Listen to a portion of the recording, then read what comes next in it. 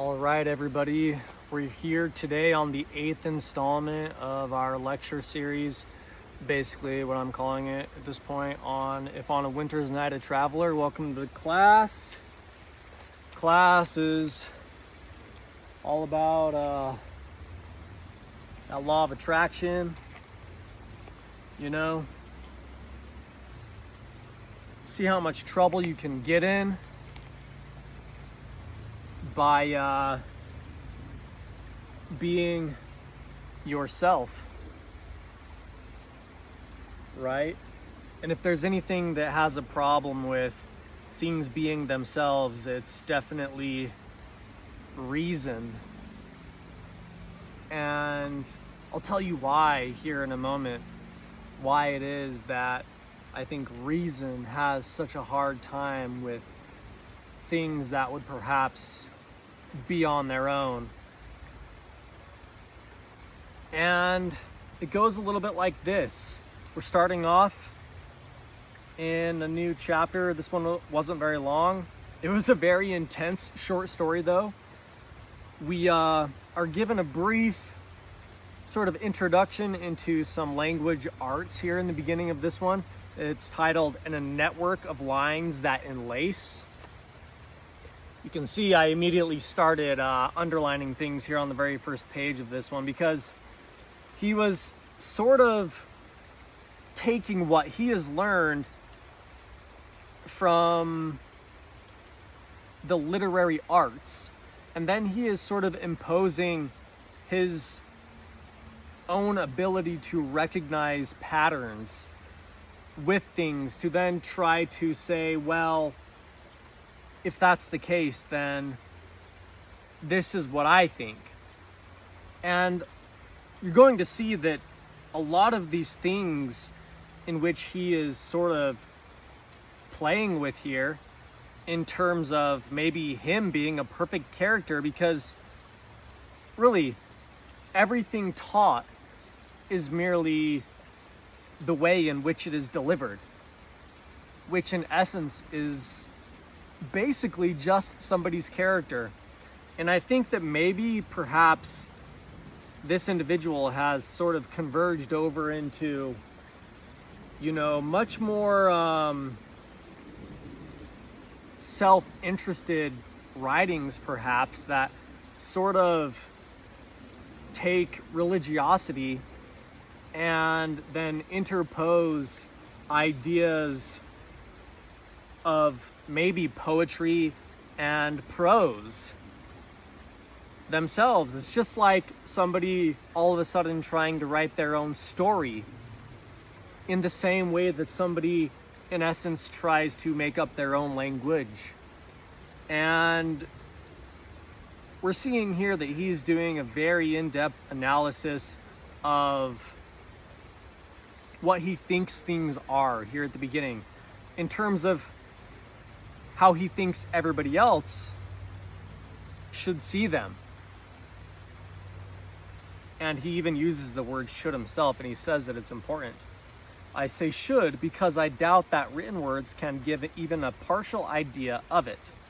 Nor do I believe that instead of an attempted description of this state of the spirit, a metaphor would serve better. For example, the piercing sting of an arrow that penetrates a hip's naked flesh. Though nobody these days knows the feeling of being struck by an arrow, we all believe we can easily imagine it. The sense of being helpless. And at that point in time, I think that he's sort of describing himself in terms of what he thinks is the best way to convey a message, right? And maybe he is trying to uncover things himself, because as sure as right, there's always more to discover. If anything was ever to discover in the first place, it would seem, and knowledge advances in any direction, in any time, any way, it almost seems like he's investigating. That's why it almost seems questioning as to what perhaps maybe the elementary forms of things that we consider to be common, and he is taking these things and sort of putting them on trial. The agreed upon things that we all sort of agree with, the common things, the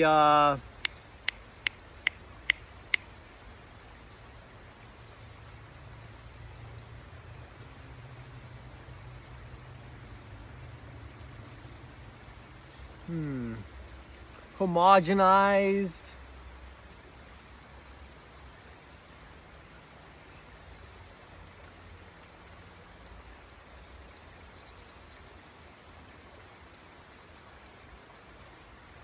memorized,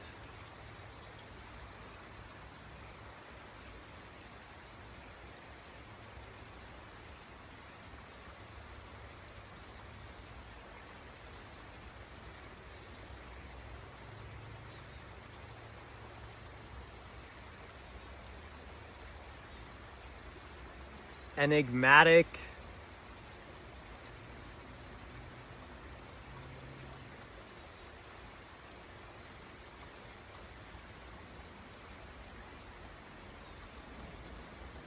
and just listen to how quiet it is here. Does this place really matter?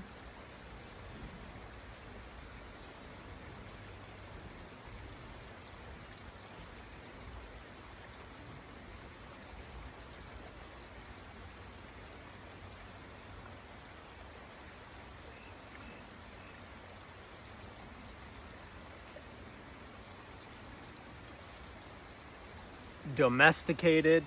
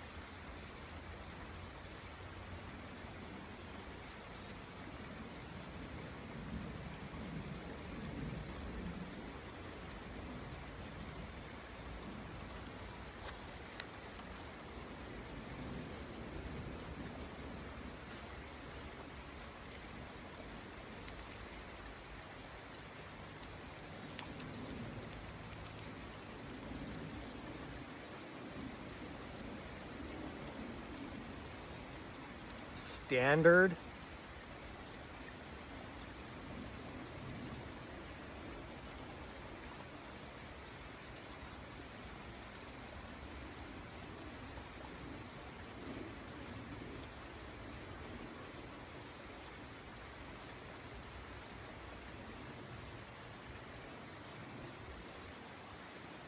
Anyways, now that I've lost you, maybe I can do what I really enjoy. Write something down.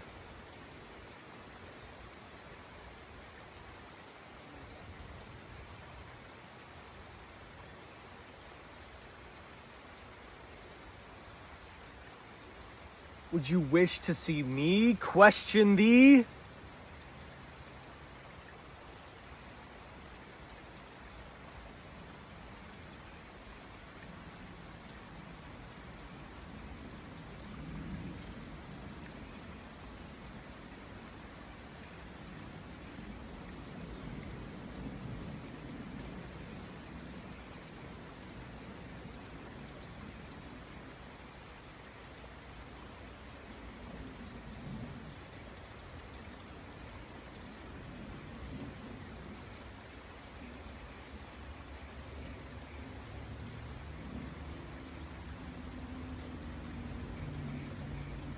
collective.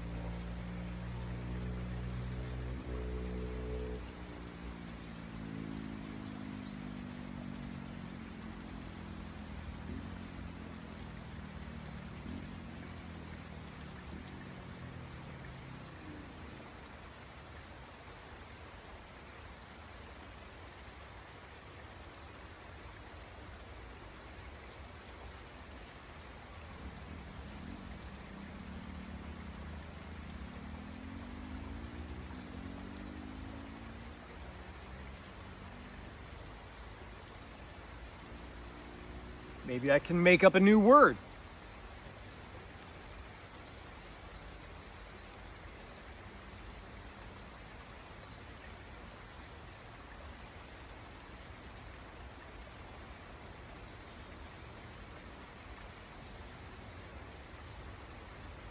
Or maybe it was just consensus. Now it's almost like I don't know if that's the right one or not. It's been too long.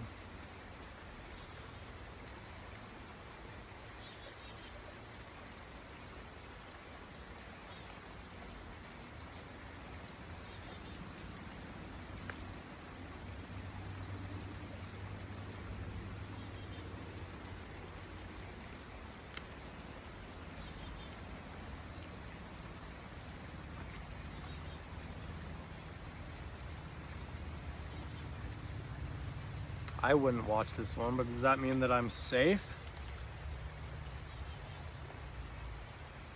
Does that mean that there's more?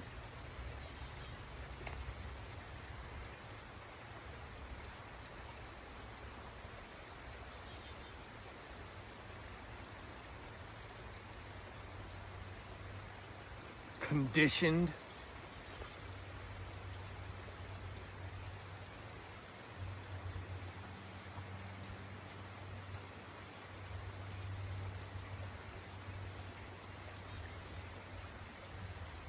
Conformed.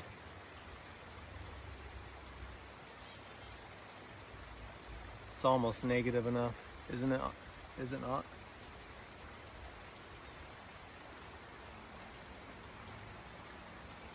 It's a synonym that says that there is some standard, but it questions the character of anybody who believes in such a standard, because they're conforming to something, a belief.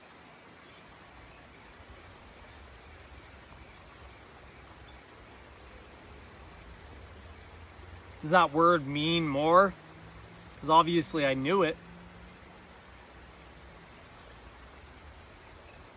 The conformed beliefs of many.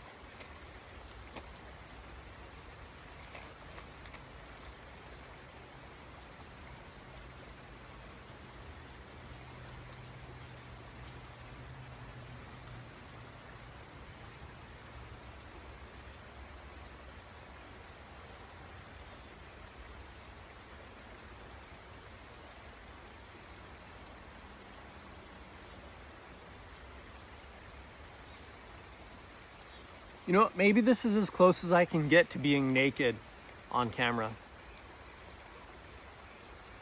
And having it be actually approved among the masses is by having a moment like that. Maybe that is as close as I can get to being naked. Maybe I can actually sort of create some gravity there. Maybe I can't expose myself.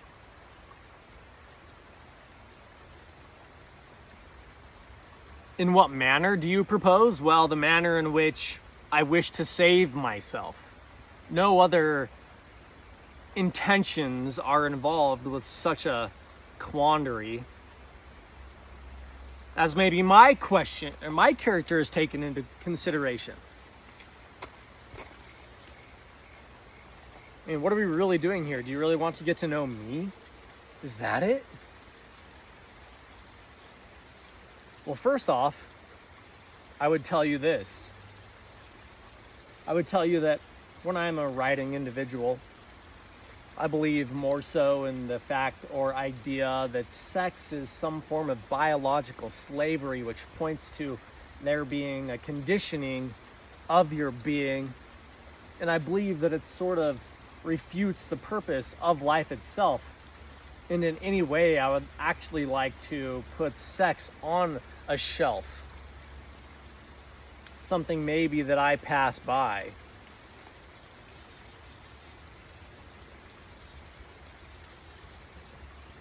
Does that define my character more to your eyes? My character is in question.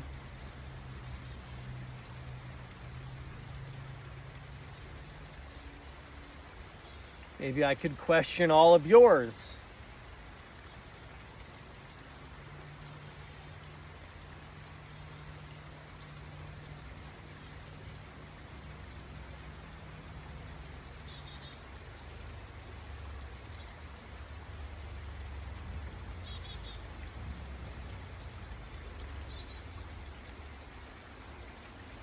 Or maybe I should take some of these sticky seeds and put them all over in my hair.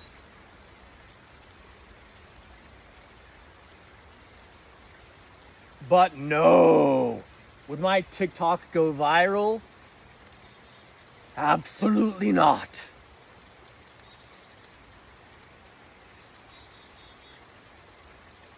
And I hate the thought of being associated with some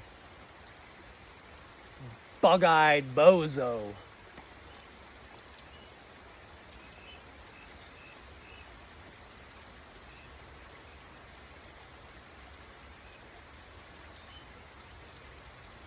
What is my character all about, really, anyways?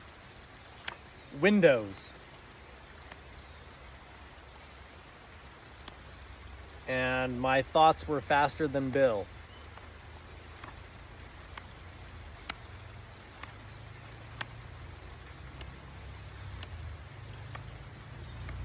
Opportunities.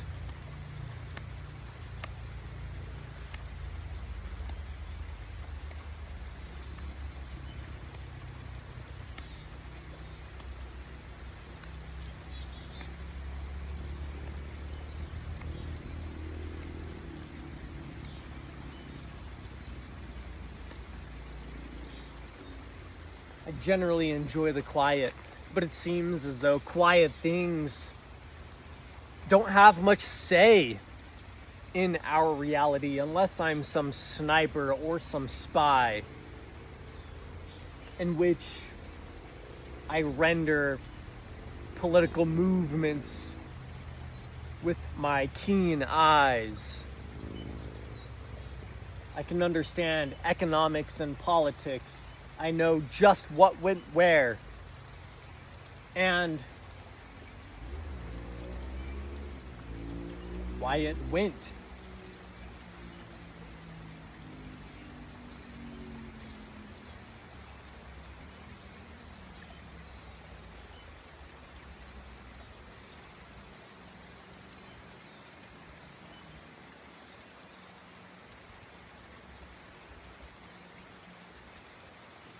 But if I was to treat every quiet situation, every quiet scenario like I was spying, then obviously my character would be really in question for spying. Ironically, then, would I be attributed as to actually being a spy? If, from other people's perspective, spying was, in fact, the reason I was being questioned? Oh, no. The similarities, they stop there. Spying only matters when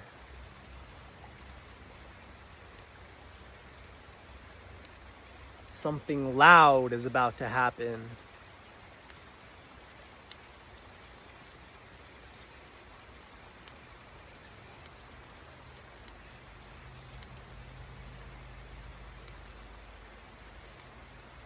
And all loud things, they take quiet times.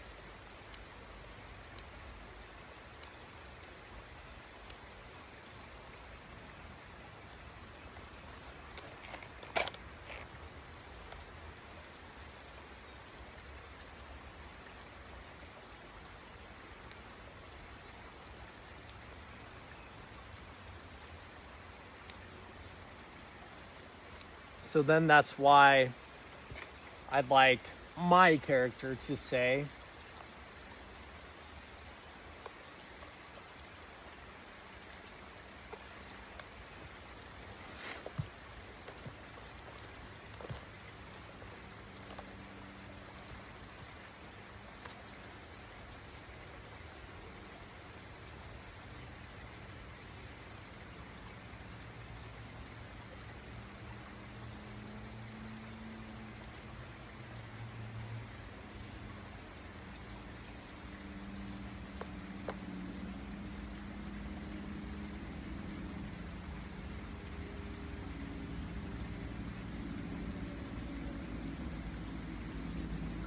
isn't it my turn to speak if I hear something loud? After all, I've been quiet in what I would say is a very competitive way.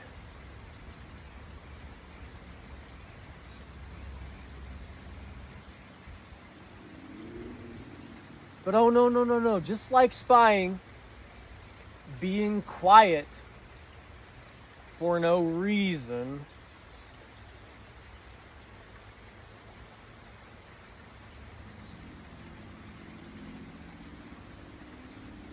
means that you cannot be loud just by means of you having been quiet. If all extremely loud things have been done in the quiet.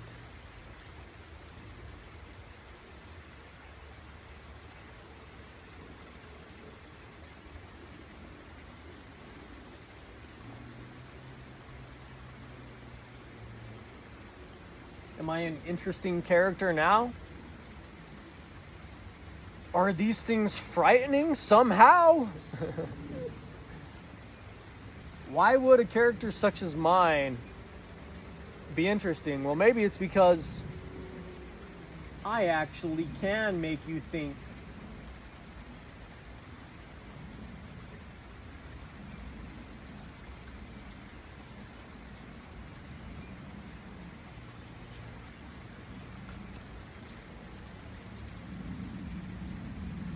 I actually can make you question.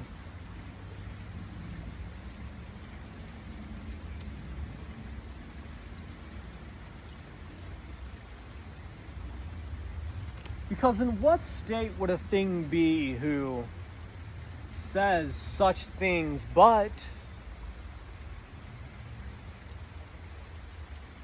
gets in trouble with nothing?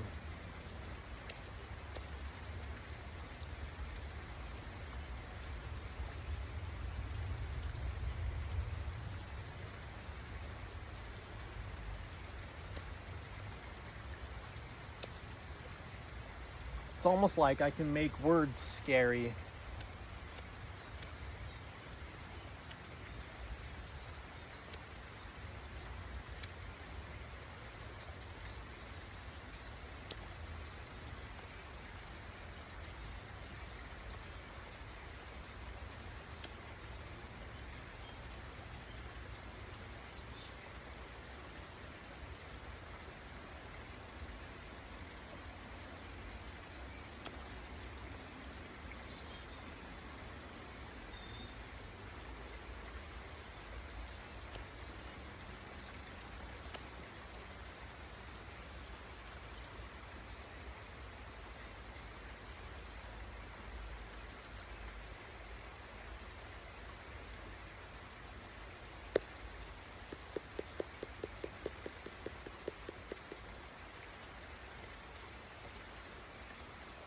Does that water make you thirsty?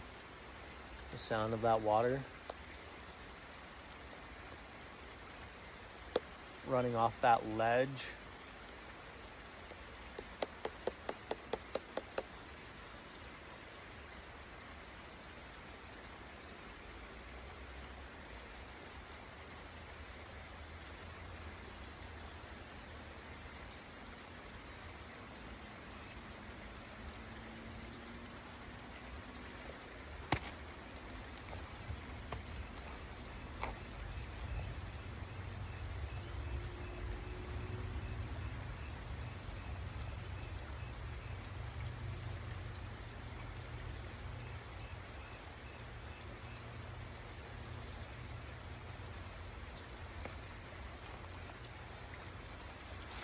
Now, why would words be scary?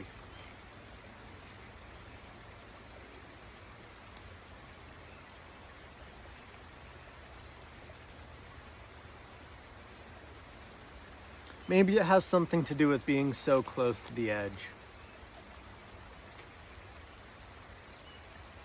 It's like the idea of seeing somebody that you care for stand ever so precariously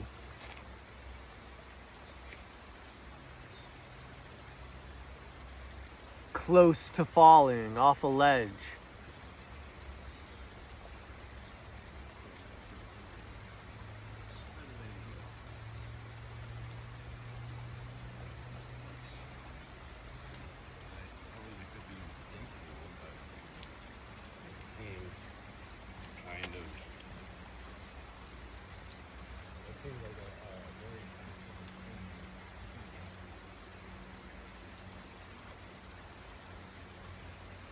Is it that you're scared for them? Or are you still scared for yourself when you see something close to the edge? Is there something to gain that things have being close to the edge? If you hear something, saying things that make it seem like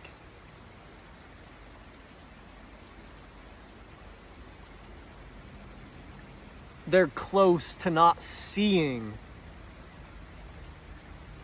like they're about to be gone.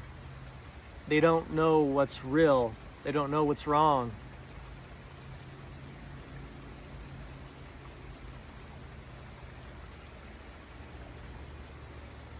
But see, even now, what I'm saying makes great sense. I have given you comparisons that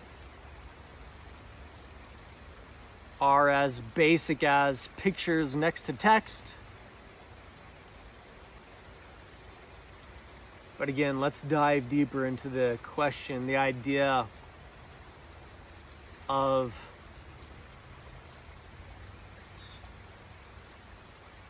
this one you care for standing next to the edge. Why is it only so much more so when it's someone you care for, though? Like a kid. Why not that stranger that did?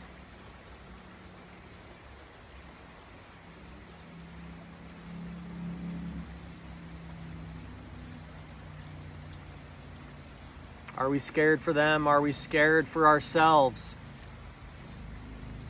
Maybe we question the character of ourselves. The more anything we're in relation to, that does. If we don't do too, then our character is old, not new. Maybe that's what you really fear. Then maybe you really fear the imagination here. My imagination. And you want to know what? I've been on record and can jump right out of everything and speak plainly at any time I've displayed. Look it up. I have a record for like 10 years Can a guy not sing? Can he not? Can a man find his way with his thoughts?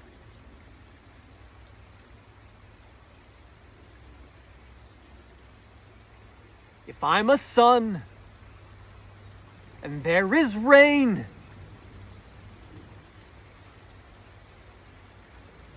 if I stay bright, then does not dark and clouds refrain.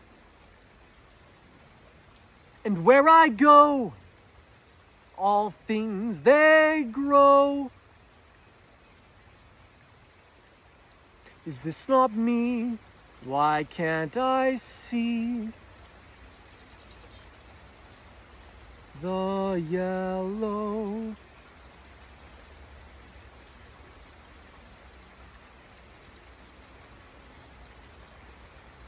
Oh man, my pitch on that last part of that yellow was kind of off though. It's because I just made it up, the whole thing on the spot right there. Bonk.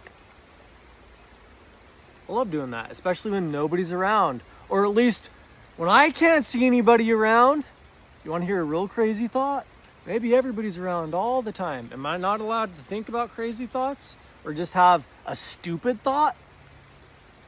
Man, what if everybody was around all the time? Would I be criticized just as much for being loud in nature as I would be for being a spy at some county fair? But really selling it though, you know? Or being like some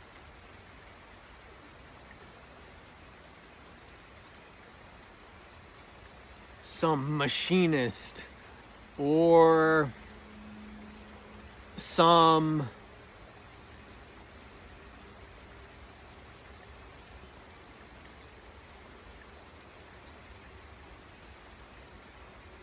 glorified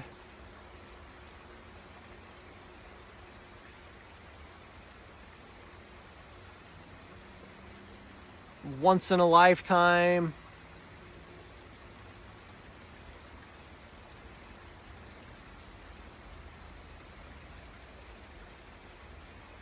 jump type of guy. That one would be really hard to pull off, you know what I mean? Because that jump's really gonna suck when I have to make it. If I'm really trying to be that guy, you know what I mean?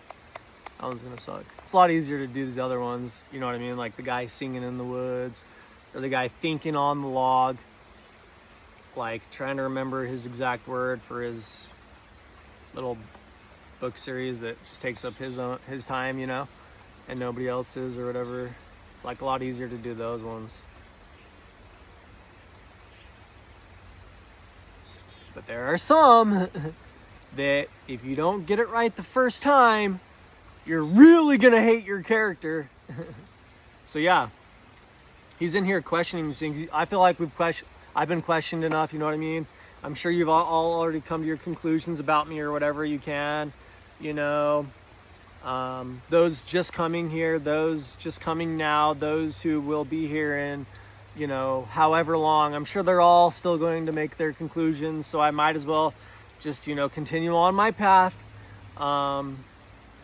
Maybe for a moment, you really could, though, just enjoy some peace of maybe hearing the spring and of the birds that were singing in the background, and maybe some footsteps of some really genuine individuals on the path, searching for, you know, something, or maybe nothing.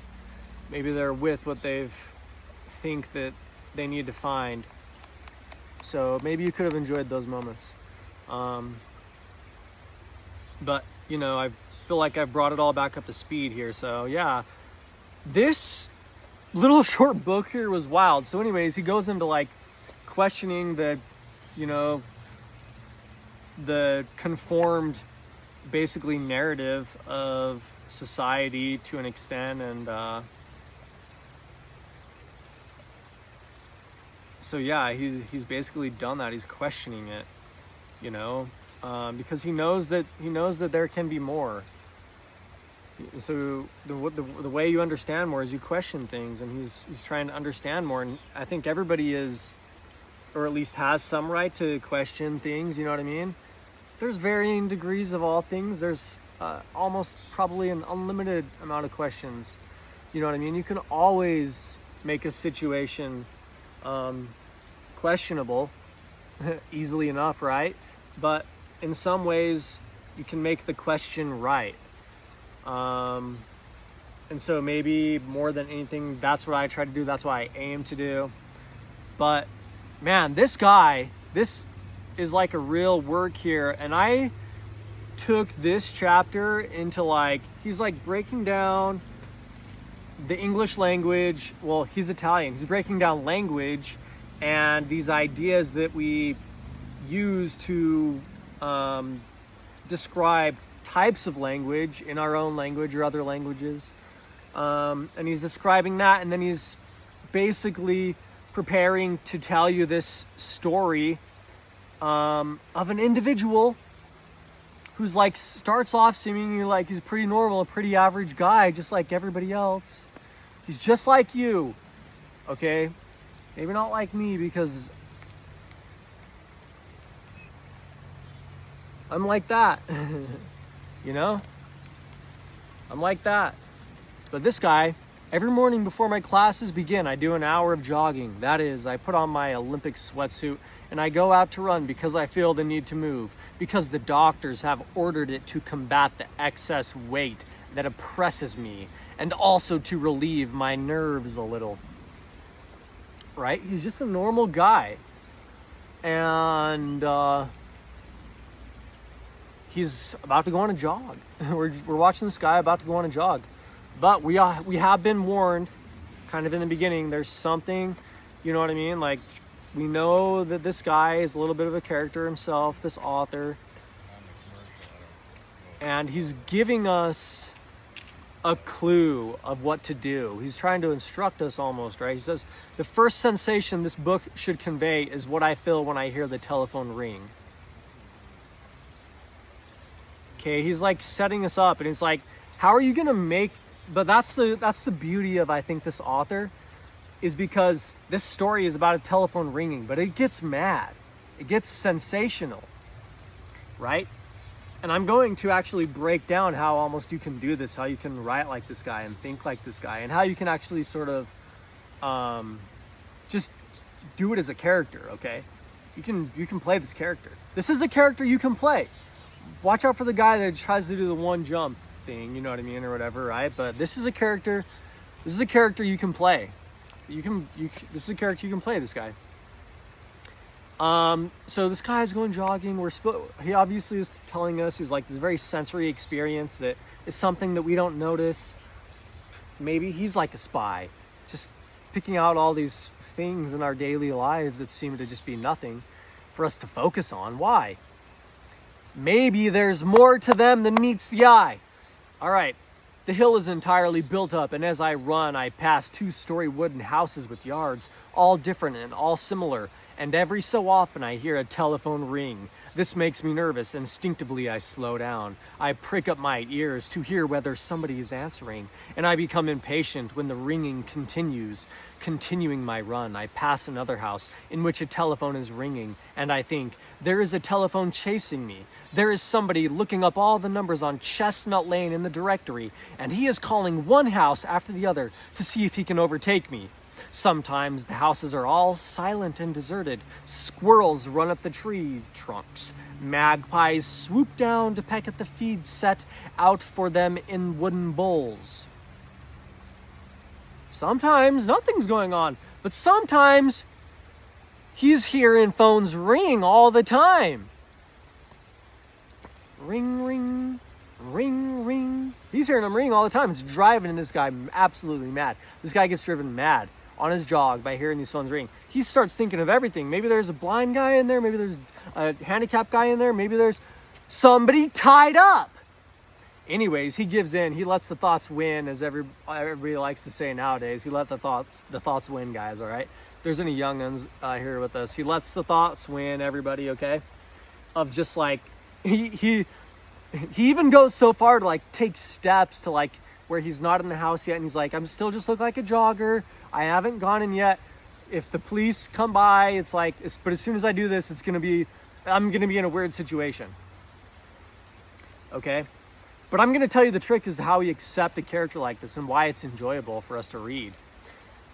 So he goes in there, he jumps into this house or whatever, and he gets told that there's somebody named Marjorie that's like tied up, and you have only this amount of time to like go. There's like a kerosene and explosives and all this stuff's gonna blow up unless you like go and get her and all this stuff. But he's like freaking out because he's already implicated because he jumped in a house. Now he doesn't want to get involved with the police, but it's like, and he has to go to class and teach, but it's like somebody's life matters more than all these other reasons, kind of thing.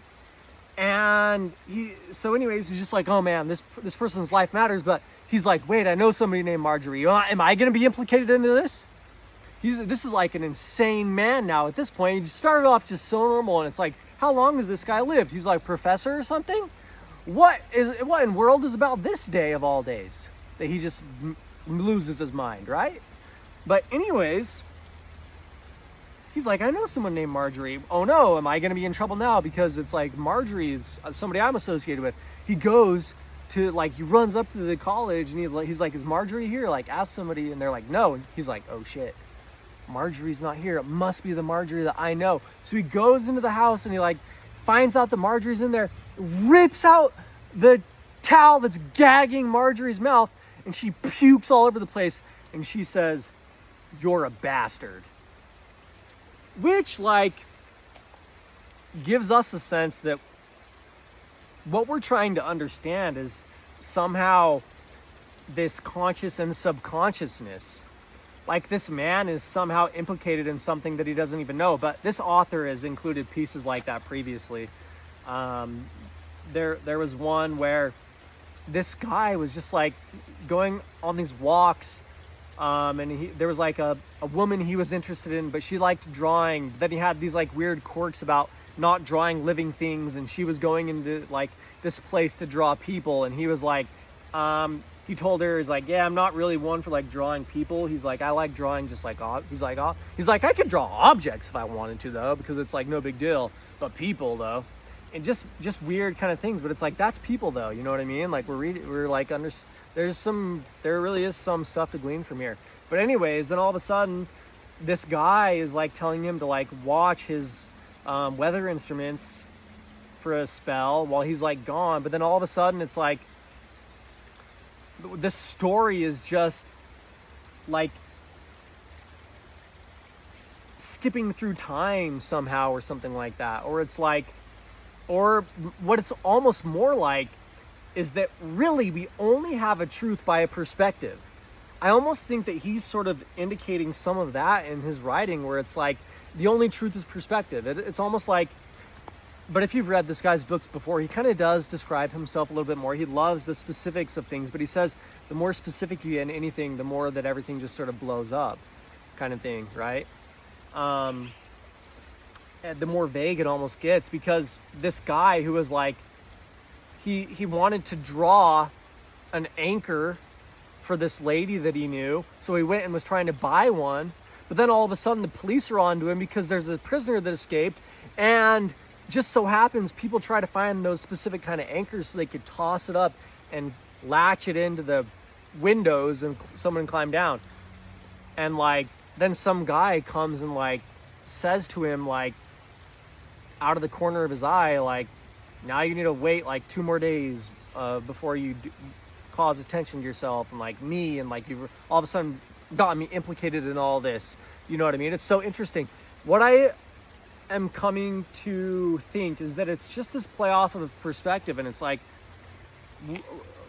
what are we but a perspective, you know what I mean? And it's almost like the closest I can come to saying that to a moment of truth is that you are different people to different people, right? It's to different people, you're different people. Now, if you don't ever get out of your kind of like group that you've probably grown up with your whole life, you would never know that. But I mean, me, yes, like, and there are some challenges with that, like being somebody who does sort of change between many groups of people.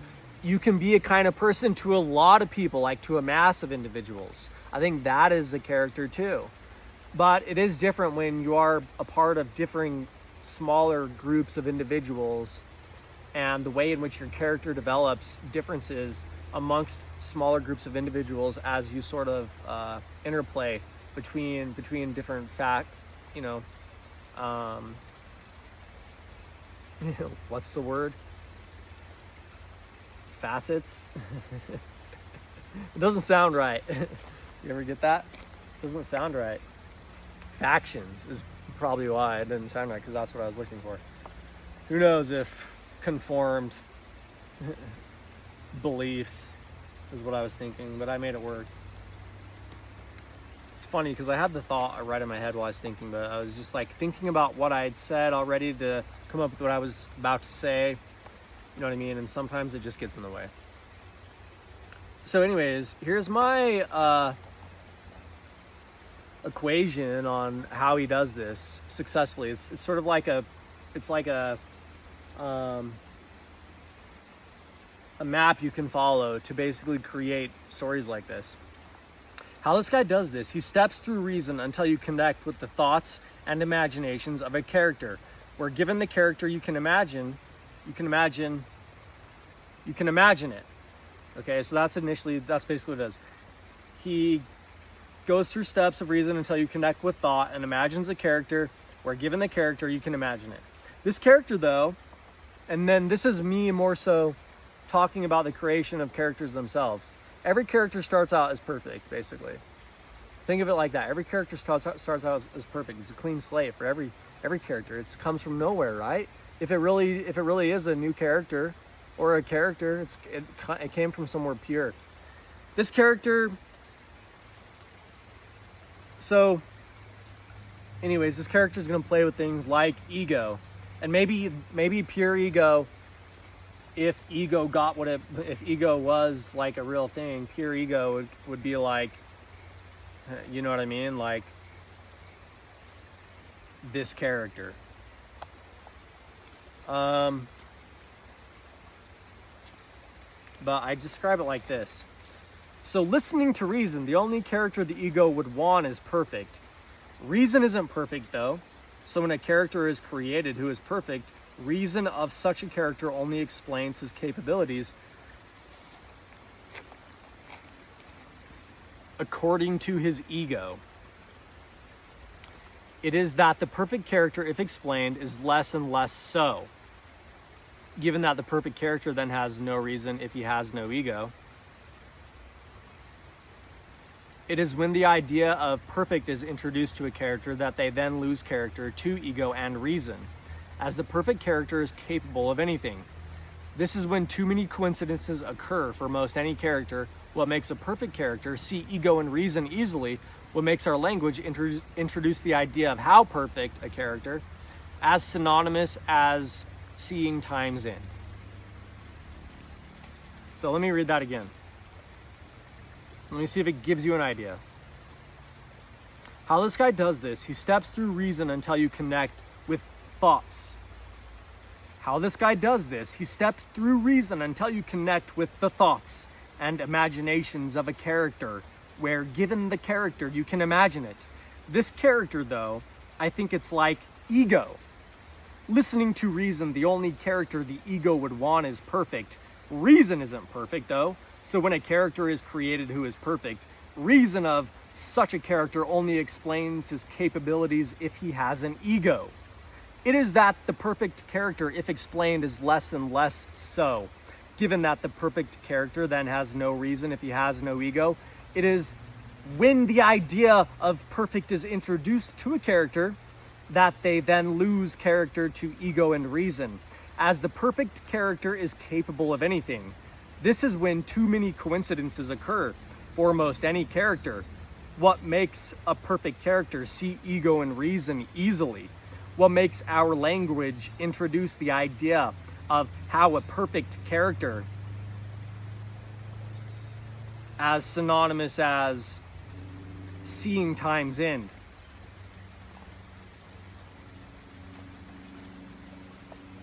I mean, we've already gone through the ringer on this one anyways, right? How this guy does this, he steps through reason until you connect with the thoughts and imaginations of a character, where given the character, you can imagine it. This character, though, I think it's like ego. Listening to reason, the only character the ego would want is perfect. Reason isn't perfect, though, so when a character is created who is perfect, reason of such a character only explains his capabilities if he has an ego. It is that the perfect character, if explained, is less and less so, given that the perfect character then has no reason if he has no ego. It is when the idea of perfect is introduced to a character that they then lose character to ego and reason, as the perfect character is capable of anything. This is when too many coincidences occur for most any character. What makes a perfect character see ego and reason easily? What makes our language introduce the idea of how perfect a character as synonymous as seeing time's end? What is more appropriately the death of a character? What is as witnessing this? Let me mark my place there.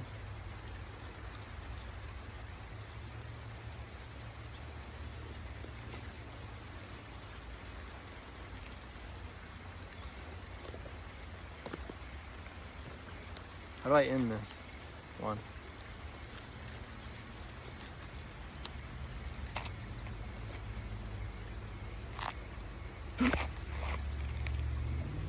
Think about it.